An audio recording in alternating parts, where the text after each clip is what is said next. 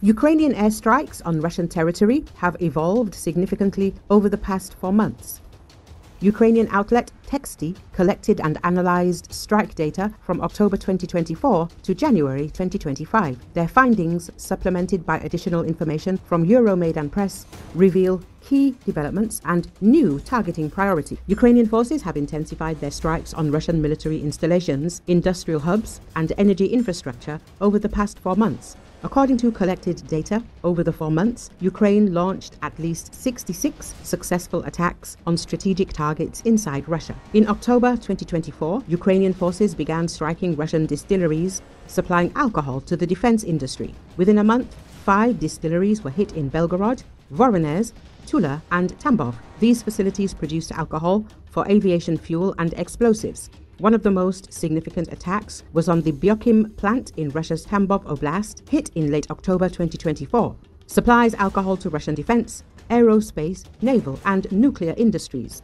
The alcohol is used in aviation fuel production, aircraft anti-icing systems, and explosive components manufacturing, Texty says. On the 6th of November 2024, Ukrainian drones targeted Dagestan's Caspian port of Kaspiysk for the first time, located about 1,500 kilometers from the Ukrainian border. The drones damaged at least 2 Russian Gepard-class frigates, the Tatarstan and Dagestan missile ships. The attack was carried out by the main Directorate of Intelligence.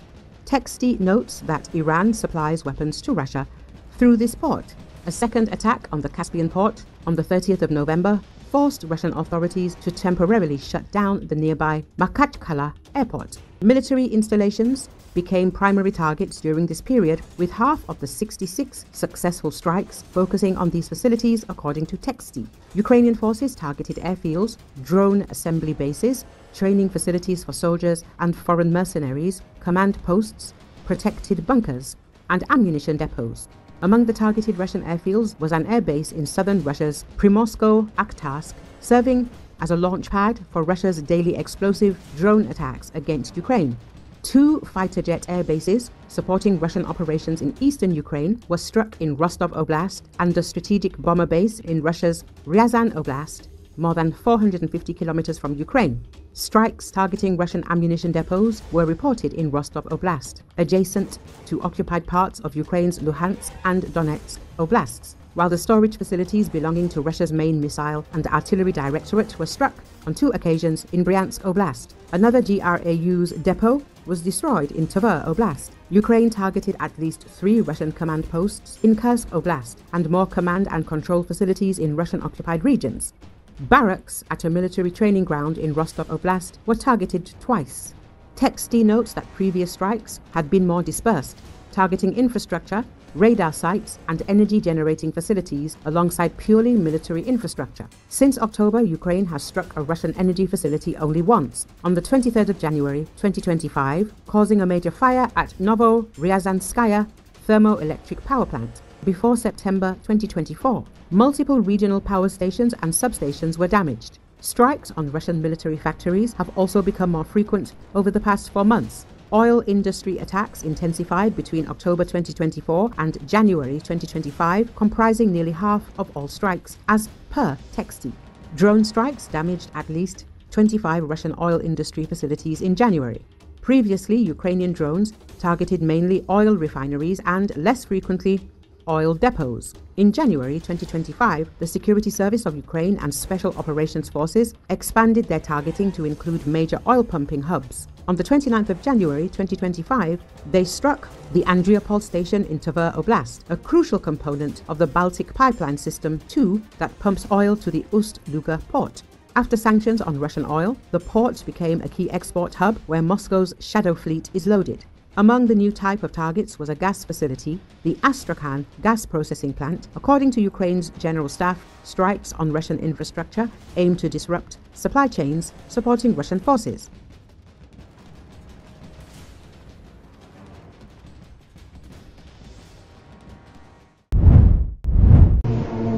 Officers of the Russian army and servicemen from North Korea have been destroyed as a result of a Ukrainian army attack on the command post of the Russian army in Russia's Kursk region through HIMARS rocket fire, President of Ukraine Volodymyr Zelensky announced. The number of dead officers exceeded 20. The incident happened on February 3rd. Zelensky said that the Ukrainian army hit the control post in Kursk before launching another attack. It should be noted that the Ukrainian army advanced 5 kilometers during the next counterattack near the city of Sudza in Kursk region and captured the settlement of Ernesha.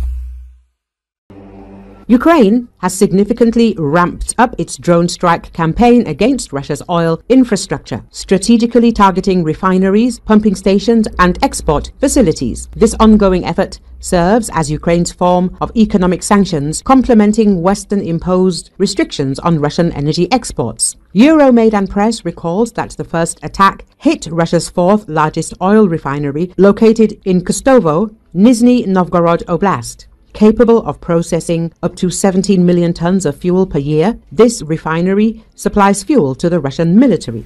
Ukrainian drones ignited a massive fire shortly after, marking the second attack on this facility.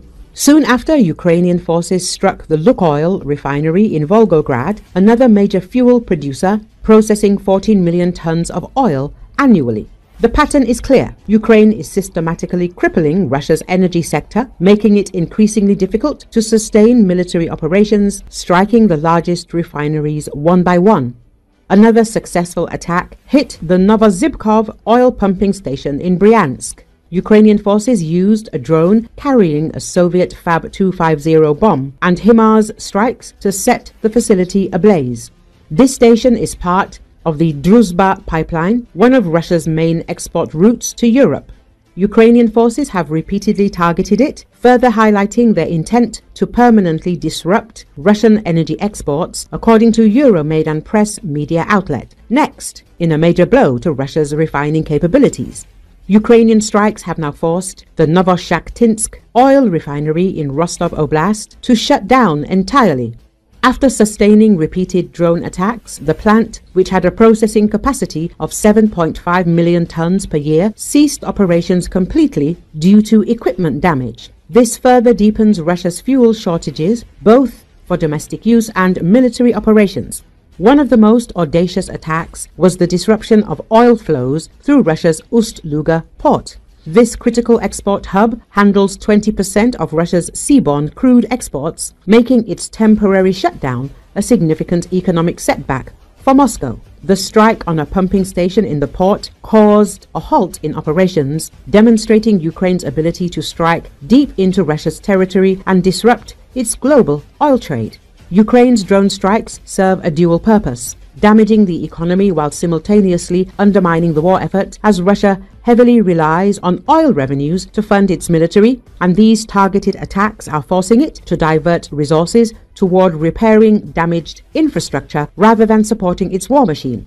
The destruction of refineries and pumping stations also makes it harder to supply fuel for tanks, armored vehicles, and aircraft, directly affecting battlefield operations. Euromaidan Press says that Ukraine's growing success in striking strategic Russian targets is due to its continued destruction of Russian air defenses. A recent example is the Ukrainian drone drop that destroyed a Russian Tor air defense system, highlighting the ability to neutralize key defensive assets through different creative means. The serial degradation of Russian air defenses has made it significantly easier for Ukrainian drones to penetrate deep into Russian territory and strike valuable targets.